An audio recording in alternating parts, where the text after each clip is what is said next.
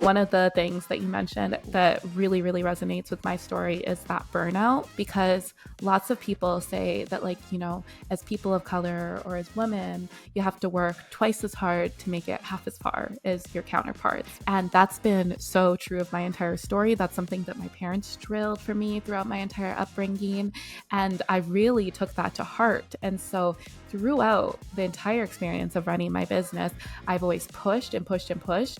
And I really have reached burnout after burnout after burnout. And so figuring out how hard to push myself so that I can be able to reach those ambitions, but also to not, cut this thing off at the legs, before it can even get going, has been so challenging for me, because I do find it to be true where there is not as much grace as there might be for somebody who looks differently than me.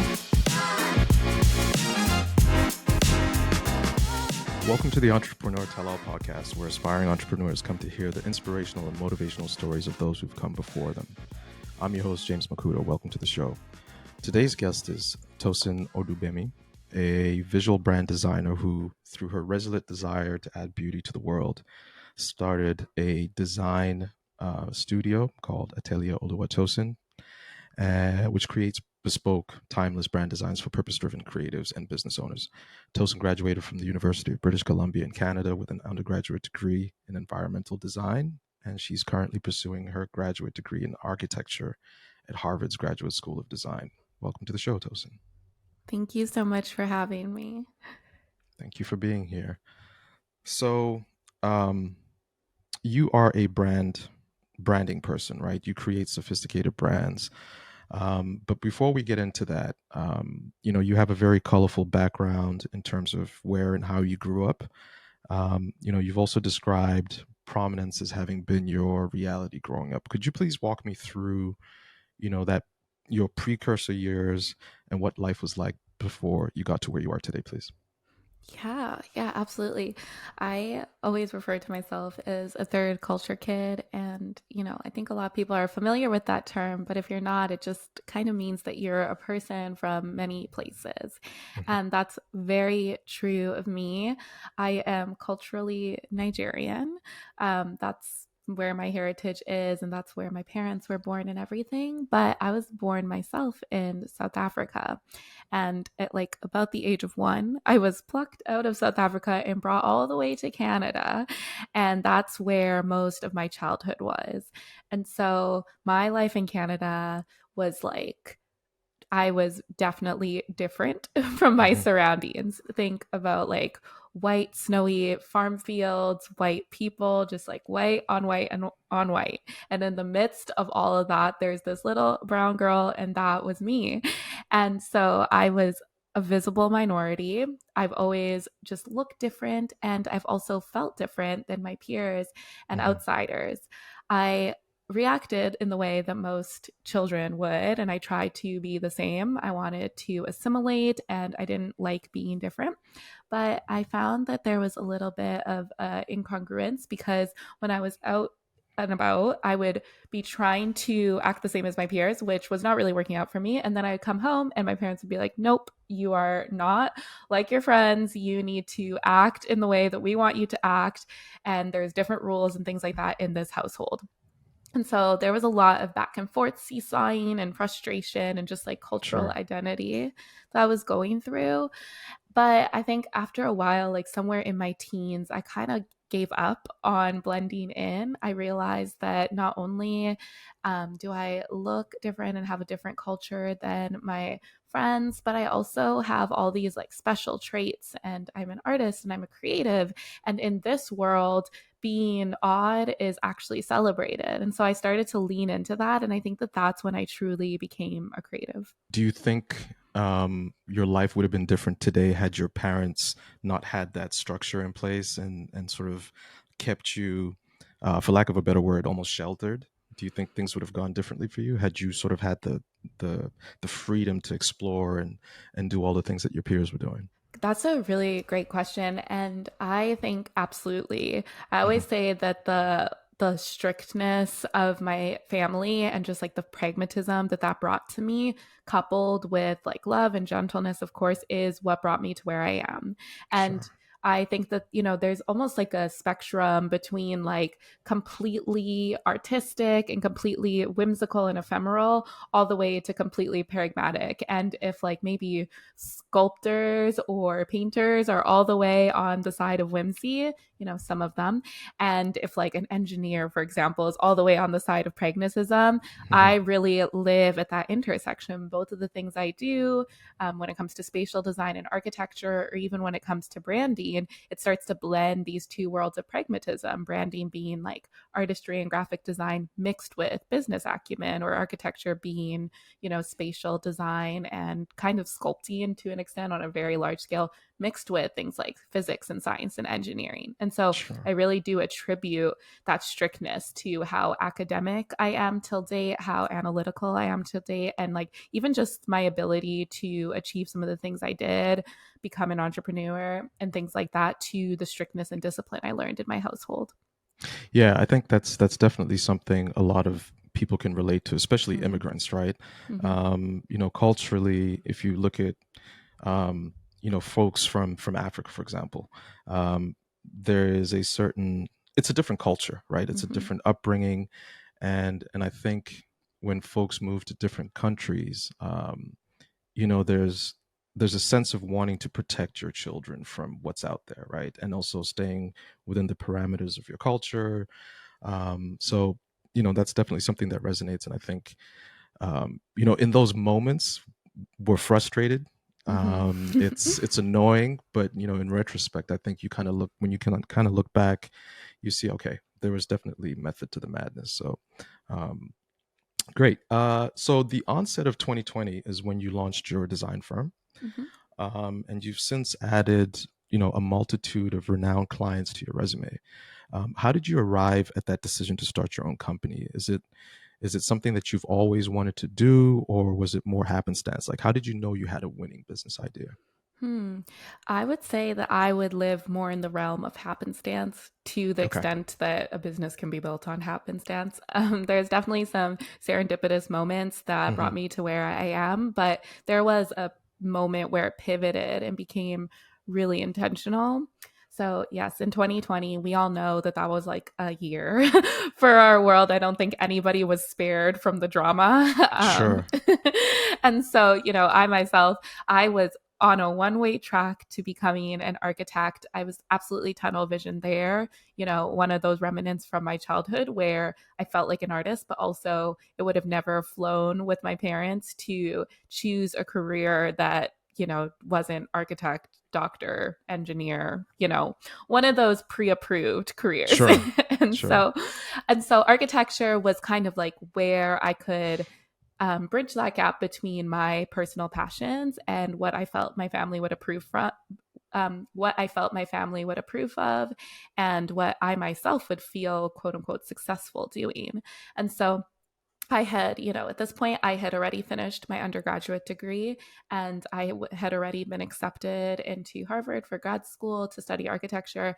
And, I was doing the things that most people who are on that track would do. I had an internship lined up at a firm, and I planned to, in the nights and weekends, continue working in my restaurant job and serving. And that was how I was going to save up some money so that when I got to Boston, I wasn't so broke. Hmm. And of course, the whole world shut down. My restaurant closed, and so we all got laid off except for like I think like 5 people who were running takeout, and I lost the internship as well because the firm that I was working at, that I had worked at the summer before, was like, we don't really know what's happening. We don't know if our projects are going to come through, and so we don't know if we can afford to bring on new people. And so they Sure. said no to this internship, and I was kind of like, okay, like now what am I going to do with myself?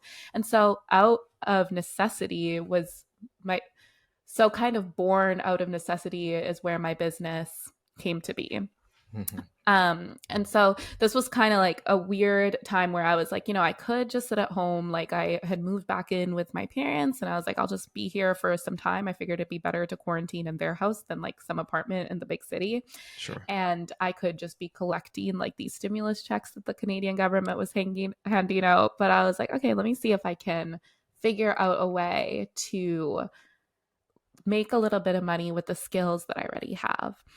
And so at this time, I already had the hard skills that it took to be a brand designer. I already knew how to use the entire Adobe Creative Suite, like Illustrator and Photoshop and things like that, learned from architecture school. And so it Hmm. was just a matter of understanding the business side a little bit. And at the beginning, I really didn't claim to anyway. I was just like, hey, if you want a logo design and you already have like a strong idea of what you're going for, I can execute that for you.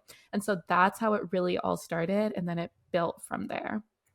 Interesting. So, Mhm. were you almost doing freelance work? Is that sort of where you started, or did you start, going for major clients right at the onset?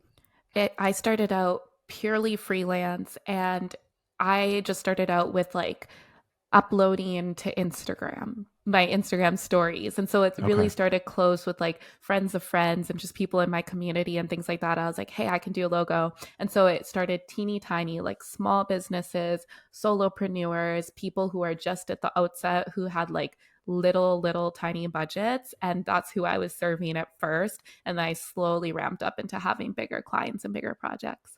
That's interesting. It's almost like you're an accidental entrepreneur, right? Um, Absolutely. yeah. So now that you have an established business, what would you say is the foremost problem that your design studio is trying to solve for your clients? That's a really great question, too.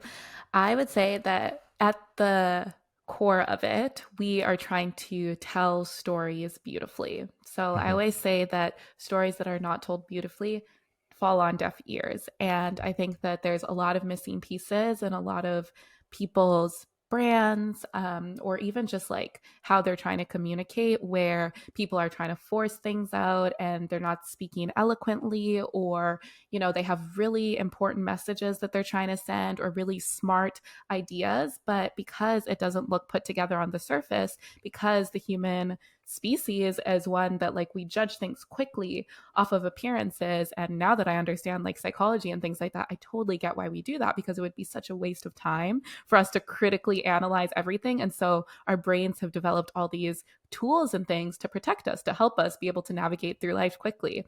And Yeah. so we make decisions so quickly. It takes like milliseconds before people make judgments about people and brands and just anything that they're seeing.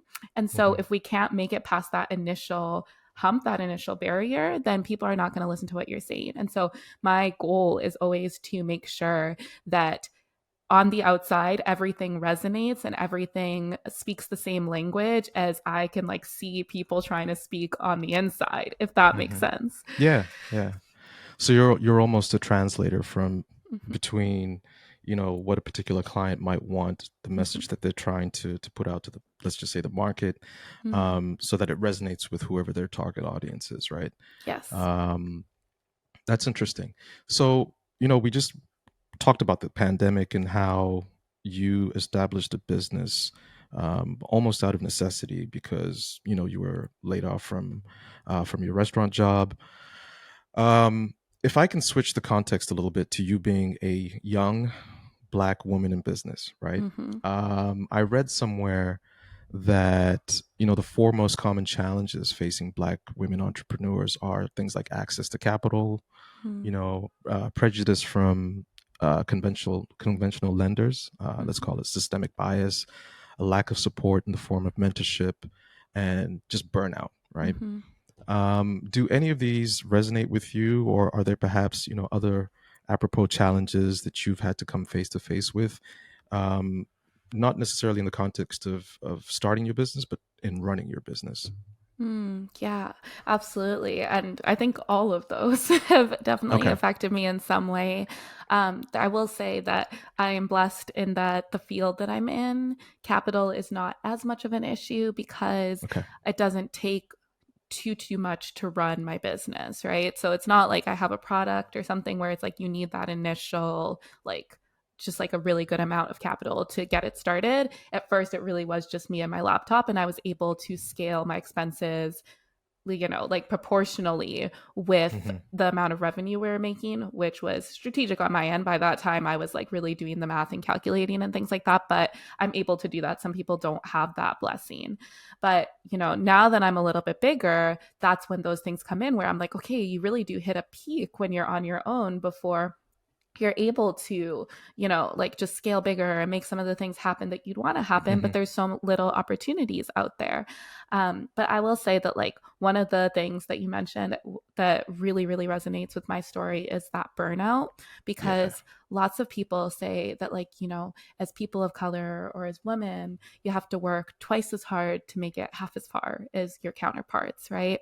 And that's been so true of my entire story. That's something that my parents drilled for me throughout my entire upbringing.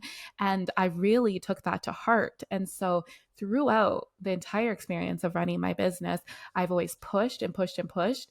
And I really have reached burnout after burnout after burnout. And so figuring out how hard to push myself, so that Hmm. I can be able to reach those ambitions, but also to not, cut this thing off at the legs, before it can even get going, has been so challenging for me, because I do find it to be true where there is not as much grace as there might be for somebody who looks differently than me. How have you kept motivated and inspired to keep going? Mm-hmm. It's sort of in light of these headwinds. So, how do you manage that burnout?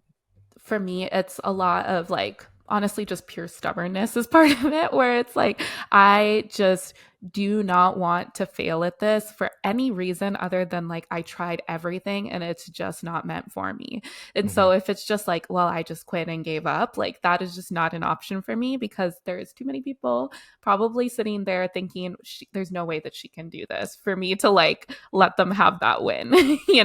Again, like if it's not meant for me, or if I decide to pivot one day because there's something I'm more passionate about, I give myself that freedom. But as Hmm. I am now, so long as I stay driven in this path, like I don't think that there's anything that could ever stop me.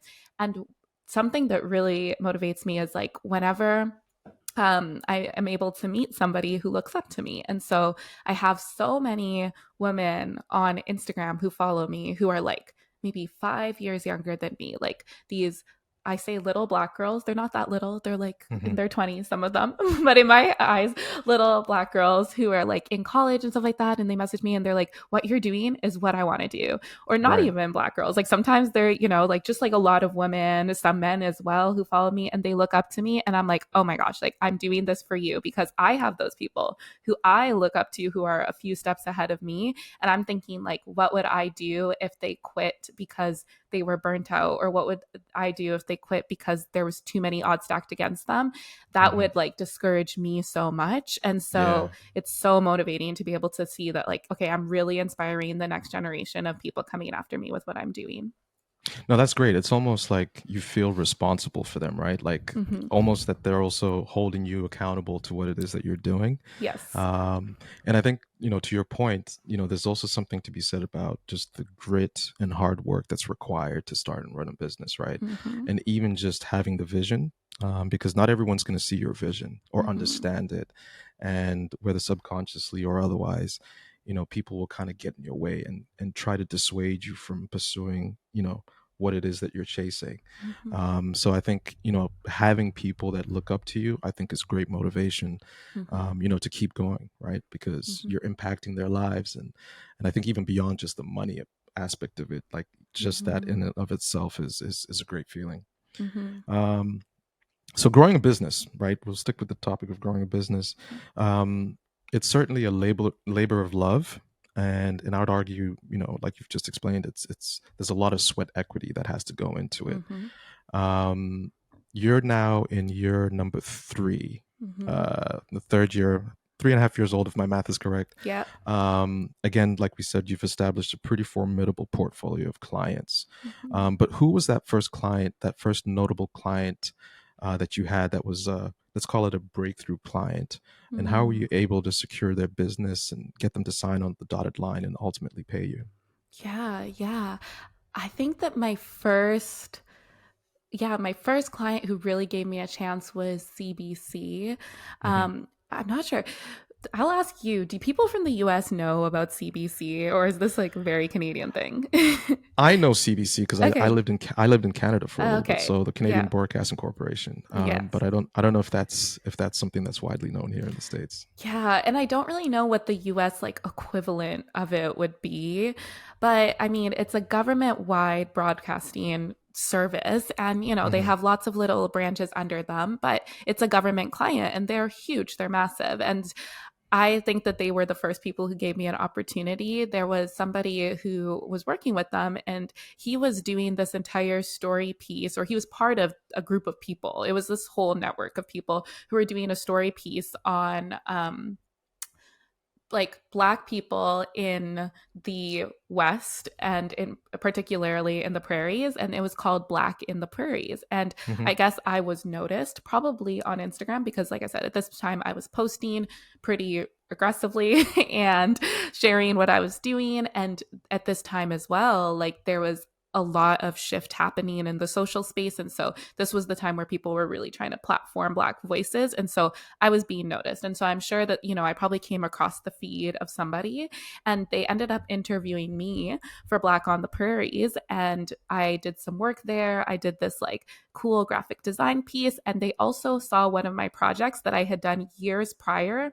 And it was a social justice project called Labels. And, you know, there's like, it's, if you Google my name, I'm pretty sure it comes up, but there's like people of color, and on their backs I had photoshopped on nutrition labels, and I had changed the like words, the ingredients and things like that to different prejudices. And like, Oh. so yeah, it was like an interesting, just like a thought-provoking piece where it was like, for example, Black people, and it might be like 98% aggression, and just like little stereotypes that are harmful like that. And by doing that, what I had done is like, it feels uncomfortable because we know that people are not food and we cannot break them down into like these nutrition labels like we can.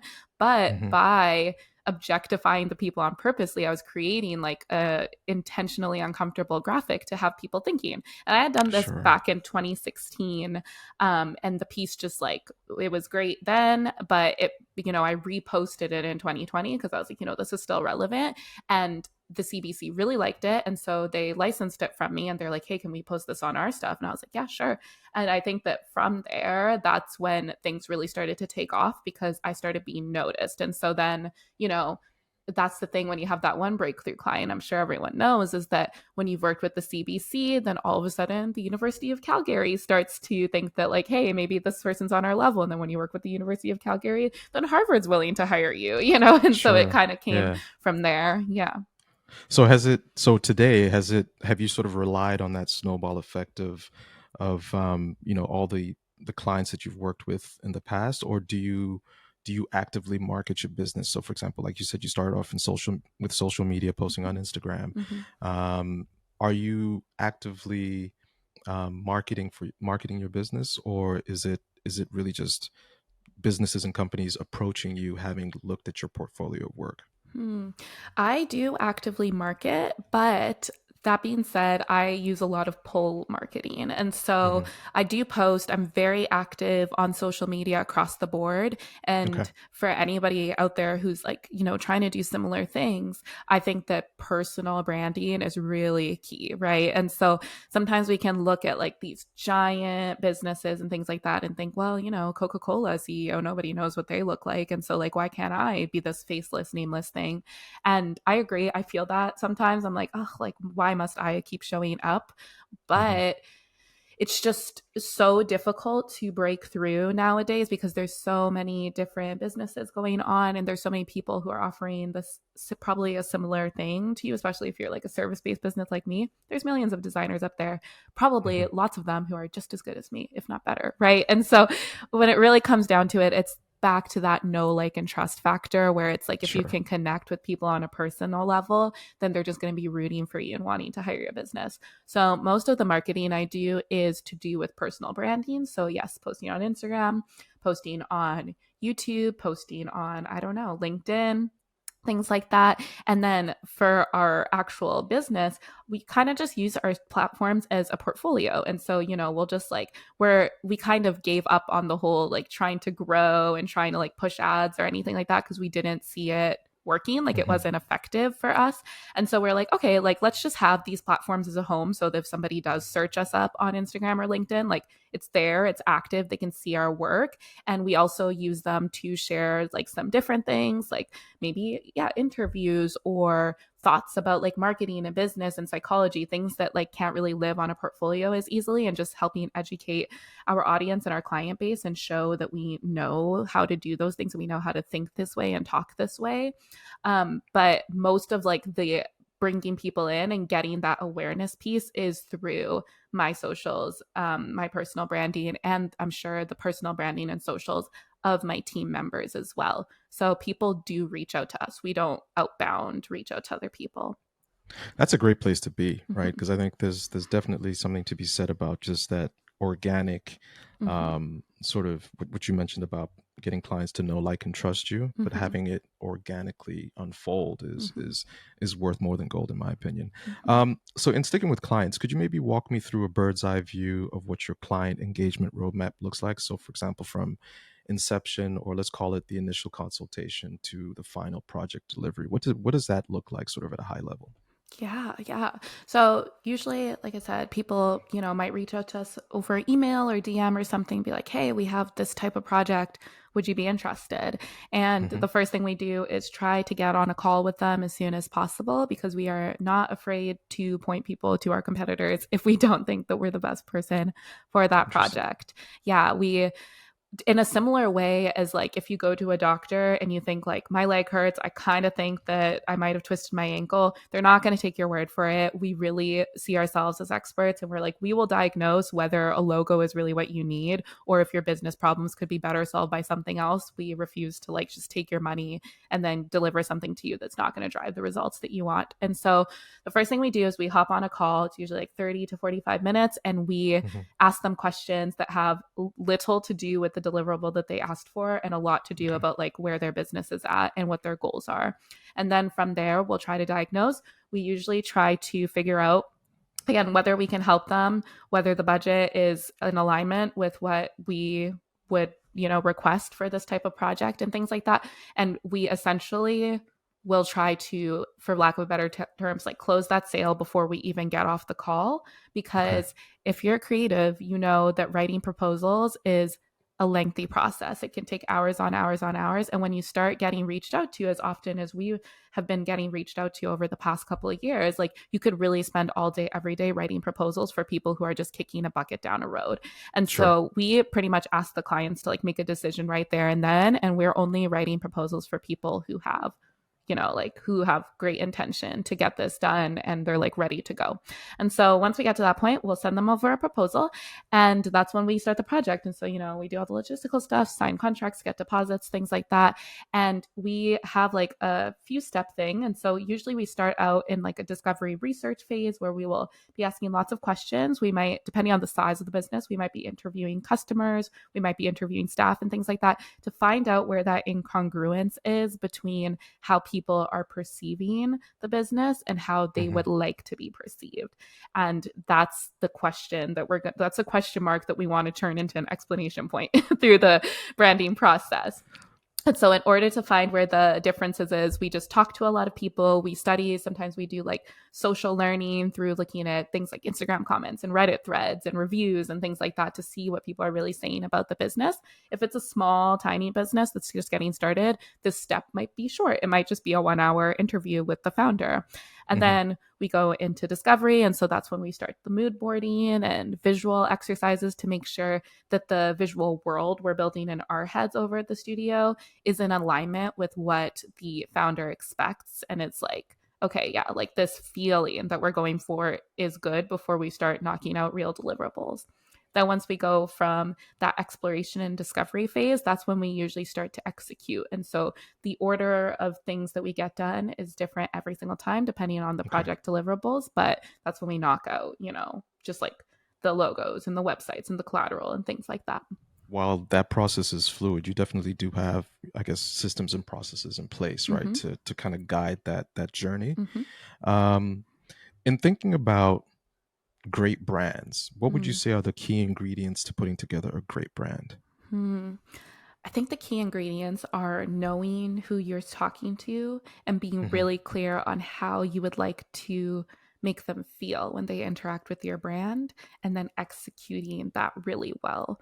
So when we think about the greats, I think we all think about like Apple and Nike and things like that. And that is for a reason. I know they're kind of basic examples, but they have really earned that spot in all of our brains, because when we think about Nike, Nike knows who they're talking to, and they Hmm. know that they want us all to feel empowered and motivated. And so everything from their copywriting to their visuals to like even just like the sounds they use, like everything from start to finish is like rooted towards that message. And they're huge now. And I think that the reason that their brand has been so successful and why they're always known as like, okay, like Nike, boom, just do it. Like we all know that is because they like know who they're talking to. They know how they'd like us to make us feel. And on every single touch point, they execute. They never let anything just be like, oh, like we chose pink because we like the color pink, or just like this is what we're doing. Every single decision is intentional.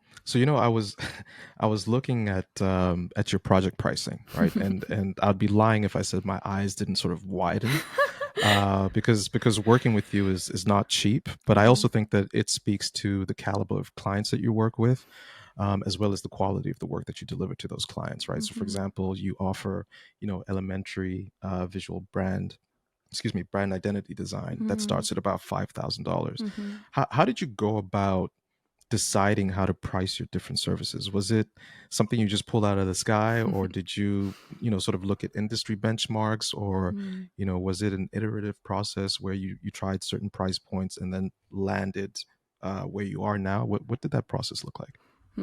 This is such a good question because it took a while, and my prices started out super low. Like I started Hmm. out doing like $300 logos for people, which at the time felt like great money until I Sure. realized like how much work really goes in.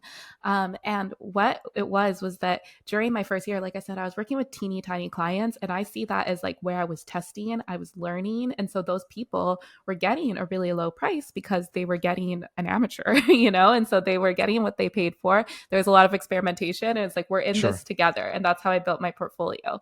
But I started getting to a point where people were saying yes way too often, where I would get on a call and people were like, oh, that's how much it costs. And at this time I think I had upped it to like $700. They're like, yeah, sure, do it. Like, and I started to Hmm. realize, I was like, okay, like I'm closing these sales. It feels great. But then I started to talk to other entrepreneurs and things like that. And they're like, if you're closing 100% of the sales, it might be that your prices are too low. And while Sure. this was happening, I was getting overstretched. That's when I hired my first person.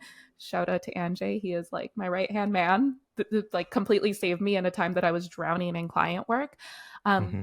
the people were saying, like, you shouldn't be closing 100% of the sales. You're going to get burnt out. In order to continue to like cover the volume of work you're doing, the quality is going to start to slip. And like it just like it also, price tells a story, right? And so Sure. if something is way cheaper than it should be, in a way, like we start to like skew what the value is in our head. And now again, like there's so many cool things that I noticed intuitively that now I know the theory behind. And this is like, there's like a price value proxy that human beings use, where again, we make so many decisions throughout the day. And so there's all sorts of things that we call in psychology heuristics, where human beings will just like, use use different proxies to understand complicated problems quickly. And one of these Hmm. things is prices. And so if we see something that is expensive, we automatically feel like, okay, it must be better, because it would be, again, too hard for us to study things. And so usually we go for somewhere in the middle, right? In grocery stores, we're like, I'm not going to get the cheapest thing, but also the most expensive thing seems a little bit too much. And so I'm going to go somewhere Hmm. in the middle, unless money is no object to you. And so what I did once I realized like, okay, my prices are too low and I'm burning out and this is a mess, is I actually started doubling my prices until everyone started saying no. And that was a Okay. really hard process for me. I had to do it all. I think it was in year 2021. I called, like, I had a word of the year, and my word of that year was audacity. And I was Mm. just like, I'm just going to have the audacity to just double my prices. Everyone's still saying yes, double them again. Everyone's still saying yes, double them again. And I went until I was not booking clients anymore. And then I stopped and I said, okay, I'm going to keep my prices here because I'm not backing down, but I'm going to find the people who can afford those prices rather than, just like lowering and shrinking myself. Now, sorry, I have one more thing and then I promise I'll let you talk. I was going to say, now, all this to say, we are flexible and we definitely price the client, not always the work. And so there is, a bottom level where we wouldn't go lower than that.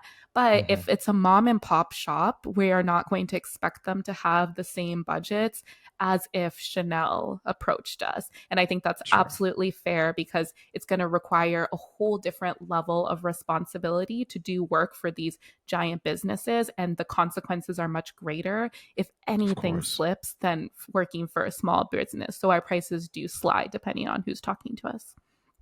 No, I love that. I think, to your point, just having the audacity to keep pricing until you get to a point where you could potentially lose business, right? Mm-hmm. But remaining steadfast in that. And I think that's a nice segue into my next question, which is, for anyone just getting started in business who perhaps has a modest budget, like you just mentioned, like Mm-hmm. mom and pop stores, Mm-hmm. how can they go about, Mm-hmm. designing an impactful brand without necessarily breaking the bank? So whether it's through, a design studio such as yours, or just even on their own. Yeah.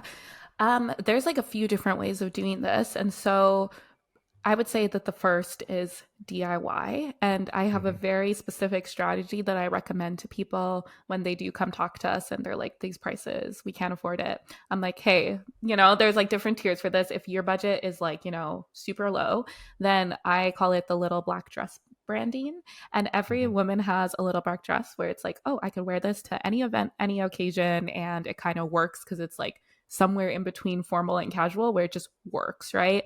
And I think that you could treat branding in a similar way. And so this is where I suggest to people, hey, maybe don't go crazy with the fonts and the colors and trying to make your own logo that's going to look really discount. But instead, hey, like even if it means going on Word document and typing up your business name in a beautiful sans serif font that's absolutely timeless and just Hmm. screenshotting that, that's a better place to start where you have some type of brand identity that is subdued until you get to the point where you can afford to have somebody work on it. And, if we're a little bit past that point and you have some budget, but not, studio budget like we do, then that's when I say go for freelancers. So go for the Tosins of 3 years ago that are just starting out and they're experimenting. Be ready that you're not going to get the same level of professionalism as if you were to go with somebody who's more established. But when you have a lower budget, that's a great time to give those people an opportunity to show the world what they've got and what they're made of. And so I always suggest, hey, like there's so many freelancers I can recommend other people who their prices are so much lower. And if you Hmm. can get them in the like first year before they probably up their prices because, they deserve to after a point, then that's a great point for you.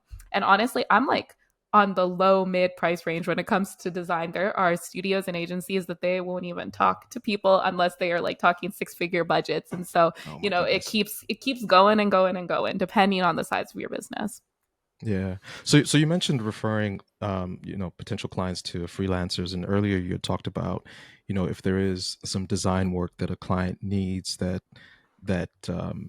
you may not necessarily feel that you can deliver on, or you're not the right studio for. Mm-hmm. Is this something that's common within the industry where you refer clients to other service providers? Is that something that's reciprocated just generally in the industry, or is this specific to you?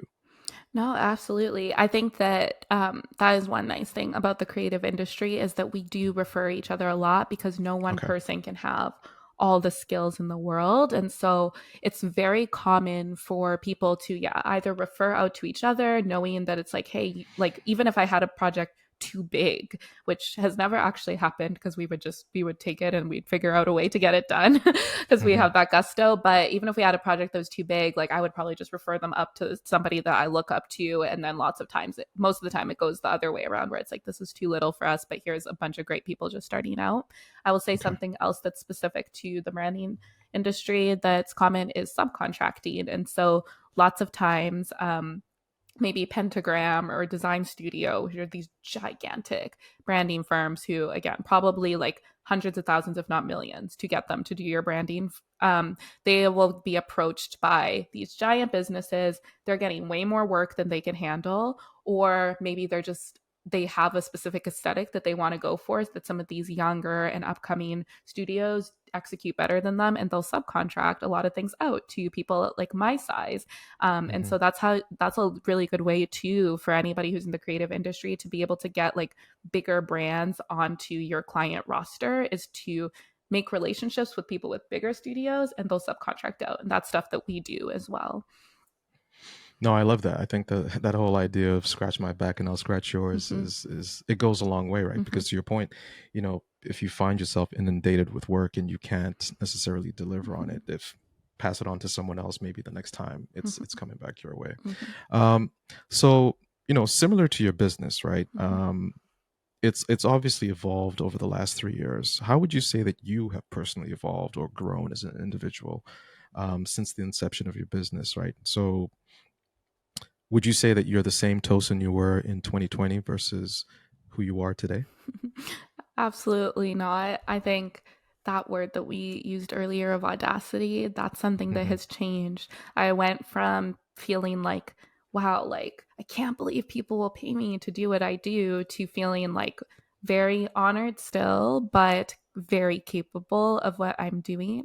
And I think that Hmm. came with leadership as well. When it's like, when I started hiring people on and when I started to need to lead calls and guide people in what they're doing, there was almost no choice but to feel confident, because if I seem, wavy about what we're doing, then the whole team is going to be wavy. And so I have grown so much in my confidence and so much in my ability as well. I've gotten like just so much better. When I look at my old projects, I think that they were like pretty good. Like some of them are still in my portfolio, but I'm just like, oh, like I've gotten so much better at designing. Yeah. Yeah. Yeah, no, there's something to be said about the confidence that, just being thrown into the deep end breeds. Mm-hmm. So you mentioned leadership. What is it like being sort of at the helm of running a design studio and you have people working for you? Like, how do you,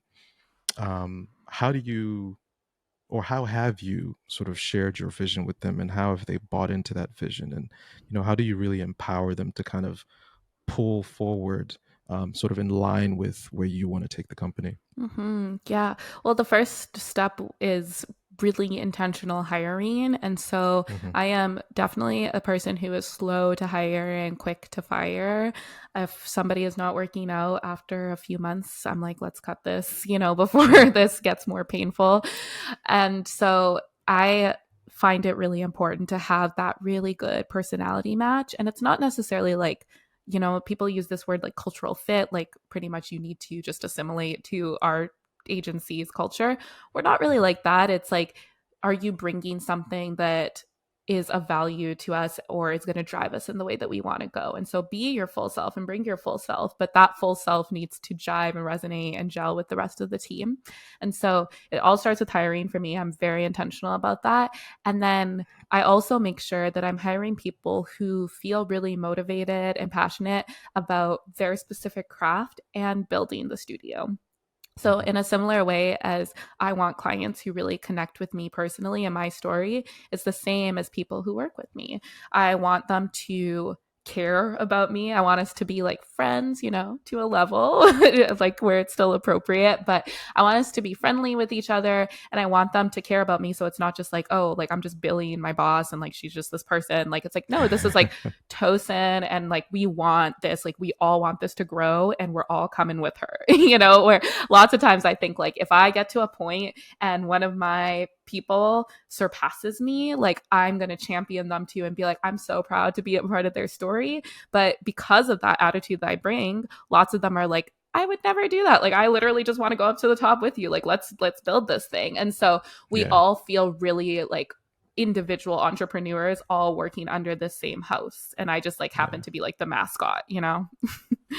That's awesome. How many employees do you have total? 3 right now. Yeah. Okay. Mm-hmm. Okay. That's awesome. Mm-hmm. So, one of the things that I like to ask guests who come on the show, and I usually do this earlier on in the show, but I'm curious to hear what being an entrepreneur means to you, right? But in your case, specifically, a Black woman entrepreneur, what does that mean to you? Hmm. To me, it means so much because we have like these really clear divisions in class and socioeconomic standing, where you either are a person who works for money or you're a person who has people work for you and then you get Hmm. money. And for me, being an entrepreneur is kind of like starting to push and like ride that line. There's ethical question marks about, passing over that line in the city and on the backs and the labors of other people collecting your checks. But when you're in this spot as a Black woman, you're able to not only empower other people, like those creatives I just talked about, to be able to do something, and then you're able to make a difference and pay them living wages and be really Hmm. fair and care about their life and platform them and show them and things like that. Like, I find that that's really powerful, like having Black women in positions and having a seat at a table like that. But then also, I myself am able to kind of escape that rat race that it feels like we're all a part of, where we work this Sure. 9 to 5, get paid just enough to keep on living long enough to work the 9 to 5 for a little bit longer. And there's no like income cap to what I'm doing. While if I went and worked at a traditional architecture firm, you could be able to make a lot of money, but it's going to stop somewhere. And Sure. the lack of income cap for me is just so exciting, because I'm like, wow, like I want to achieve well enough that I can bring other people up with me. But the thing is, in order for me to make a difference and again, bring other people up with me and hire people who might not be looked at usually and put other minority groups in high places, I need to get there first, so that like someone's got to throw the rope down, like someone's got Yeah. to do it. Yeah. Yeah. No, that makes complete sense. Any notable regrets or things that you wish you would have done differently up until this point that you can share? Yeah, like so many. I've made so many oopsies and mistakes. There are, I would say, for the most part, there's moments where I said yes to things that I wish I hadn't, like saying yes to projects and clients that I felt questionable about, but because I was fearful in that moment or feeling like, oh, I don't know when the next project's going to come around. Um, like, I would do it and then it would turn out badly for everyone or just be like such a stressful situation. And even though it like looks beautiful in the end, it's like, wow, that probably shaved a year or two off my Sure. life.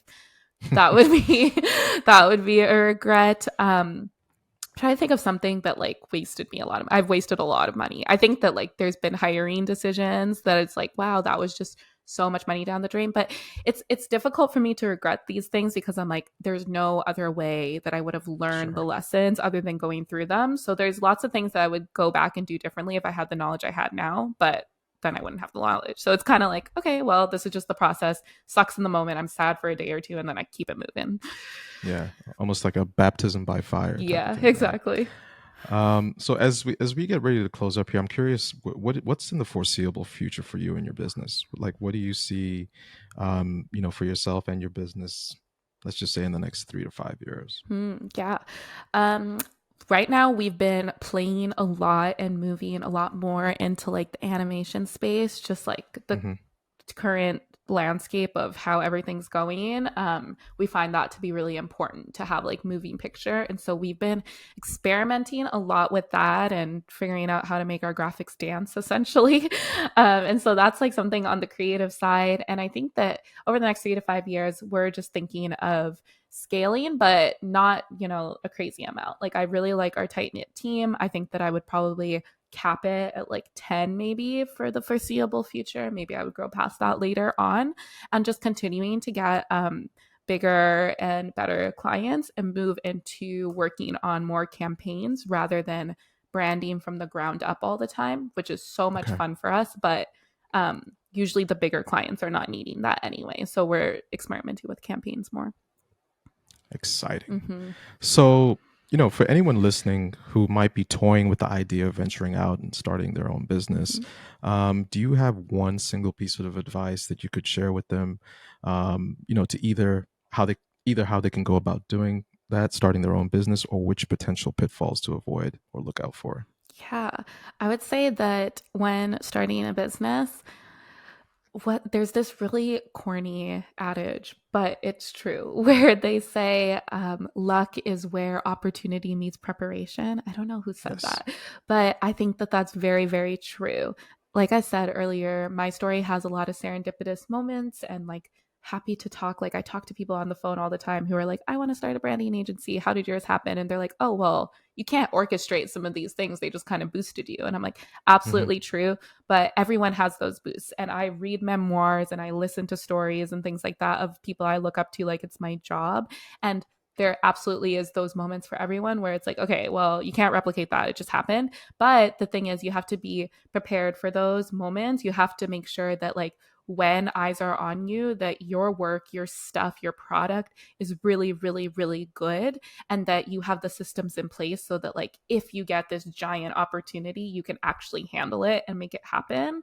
And so for me, it's like being prepared for those moments and then riding those waves to their fullest extent and not expecting the same thing to happen next week, because it may, but most of the times, like, these things happen once every few years. And so getting Mm-hmm. ready to like sustain those little lifts of growth. And then for accidents, I would say just being really patient and not trying to build faster than you can. And so you you know, like, I'm all for just starting messy and getting into it and then Mm-hmm. perfecting as you go. But that being said, don't pour in thousands and thousands of dollars investment into something that you haven't tested yet. Don't go hiring 18 employees if you don't know if you can afford that, and if you don't have like cost, like capital to run it, even if you don't make a sale for a few months. You know, it's these mistakes that people make where it's like maybe they got one lucky break and one opportunity, and then they build this whole tower and then nobody comes. And I just think that being slow and steady and patient is the best way to build a sustainable business. No, I love that advice. And I think the other thing is also, a common thing that we also see is that people are fearful, right? Mm, There's a bit of an aversion to taking risks mm, sometimes. Um, I can't remember who said this. It might have been a friend of mine that I heard it from. I don't even know if it was their original quote, but mm, it was "Scared money doesn't make money," right? mm. Maybe not necessarily appropriate for this conversation, but it's Mm, it's just, you have to be willing to take a risk and take a chance on mhm, yourself, right? Bet mhm. on yourself, because if you can't, um, bet on yourself, it's going to be hard to get other people to do so, right? So, Absolutely. to the extent that you have that innate confidence in you, or find a way to find that confidence to move forward, I think will Mm, definitely take you a long way. Tosin, thank you so much. This has been a great conversation. I've really enjoyed sort of talking to you and learning more about who you are, what it is you do. I mm. really appreciate you being on the show. So for anyone listening who wants to connect with you or check out what it is that you do, where can they find you? Yeah, I would just point everyone to our site. It's oluwatosin.net, spelled OLUWATOSIN.net. And from there, you know, there's all the socials and things like that. But everywhere, we're just Atelier Oluwatosin. Fantastic. Hmm. Thank you once again for being on the show. Truly appreciate it. Thank you, Tosin. Thank you for having me. This was great. All right. Take care. Bye bye.